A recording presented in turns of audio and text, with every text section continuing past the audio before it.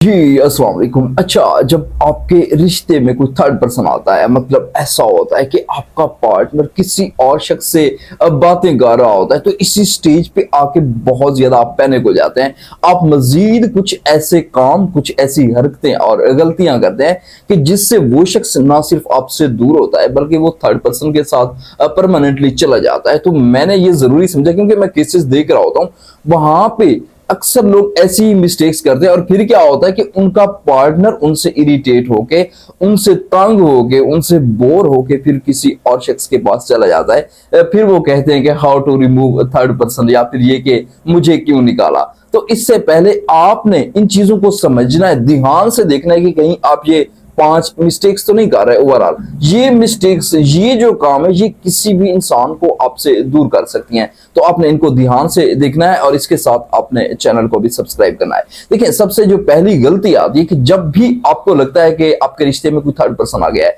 तो यहाँ पे आप बहुत ज्यादा पैनिक हो जाते हैं, आप फियर स्टेट में होते हैं, आप खौफजदा होते हैं, बार बार उसे देख रहे होते हैं। लेकिन जो आप मिस्टेक करते हैं, आप क्या करते हैं कि उसके ऊपर इल्जाम तराशी शुरू कर देते हैं। यानी हर एक चीज पे आपकी चैटिंग में उसे कोई सुकून महसूस नहीं होता, आपकी चैटिंग में वो रिलैक्स फील नहीं करता, वो इंजॉय नहीं करता। क्या करते हैं, आपके हर बात के ऊपर थर्ड पर्सन का जिक्र कर रहे हैं, हर बात के ऊपर इल्जाम तराशी कर रहे हैं, हर बात के ऊपर जो है ना आप अपनी तबाही का जिम्मेदार उसे ठहरा रहे हैं। तो याद रखें कि जब जब आप उस इंसान के ऊपर इल्जाम तराशी करते हैं, तो वो इंसान आपसे उकता जाता है, वो इंसान आपसे इरिटेट होता है, वो इंसान आपके साथ बात करना नहीं चाहता। क्योंकि आप खुद भी तो सोचें कि एक बार वो आपसे बात करने के लिए आता है, ठीक है, तो क्या होता है कि अगर आप आते ही इल्जाम तराशी शुरू कर देते हैं, तो वो इंसान नेक्स्ट टाइम आपसे बात नहीं करना चाहेगा, वो आपसे दूर होने लगेगा। अब सेकेंड नंबर पे याद रखें, आप एक और काम करते हैं। आप क्या करते हैं, फोर्सफुली उसे अपनी तरफ खींचने की कोशिश करते हैं, यानी जबरदस्ती बातें करने की कोशिश करते हैं। पहले तो ऐसा भी होता था कि अगर वो इंसान 2-2 घंटे भी आपसे बात ना करता तो आपको कोई फर्क नहीं पड़ता था। लेकिन अब आके इसी स्टेज पे आके आप क्या करते हैं कि आपसे 1 घंटा भी उसके बगैर नहीं गुजारा जाता। आप हर 1 घंटे बाद उसे कॉल कर रहे हैं, वो बात करने आता है तो आप उसे रोक लेते हैं, उसे स्टक करते हैं कि आप मेरे पास रहो। यानी आप बेसिकली उसके ऊपर प्रेशर डाल रहे होते हैं कि वो आपको, आपसे दूर ना जाए, वो 1 मिनट के लिए, क्योंकि आपको पता होता है कि उसकी जिंदगी में कोई थर्ड पर्सन आ चुका है। तो आप क्या करते हैं कि इतनी हद तक प्रेशर डालते हैं, उसे खींच लेते हैं।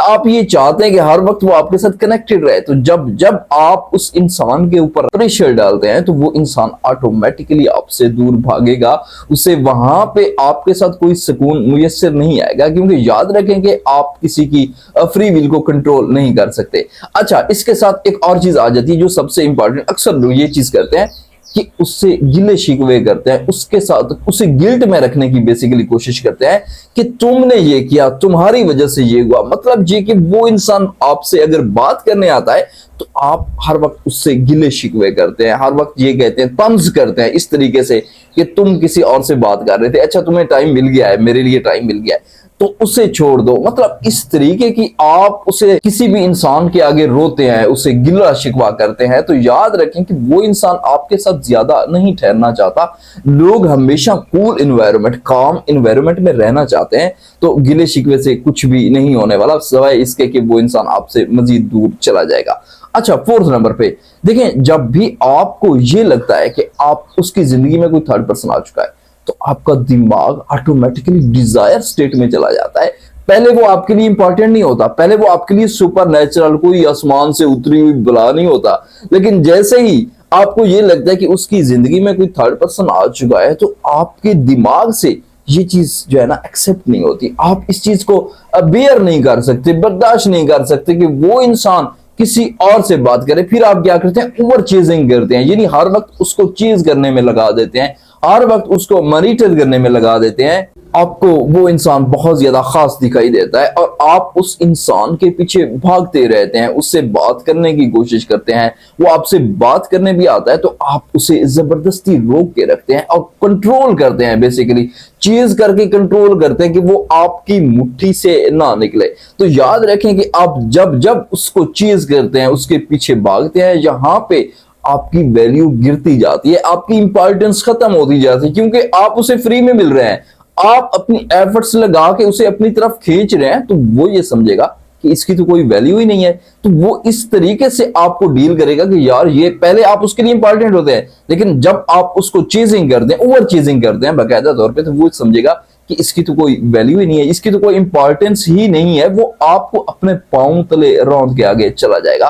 तो ओवर चेजिंग का बिल्कुल भी कोई फायदा नहीं है। अच्छा, इसके साथ जो 5th नंबर पे चीज आ जाती है कि देखिए, आप अपनी जिंदगी में सेल्फ इंप्रूवमेंट के ऊपर काम रोक देते हैं, यानी आप अपनी जिंदगी को मुकम्मल तौर पे स्टक कर देते हैं जब आपको लगता है कि आपके रिश्ते में कोई थर्ड पर्सन आ चुका है।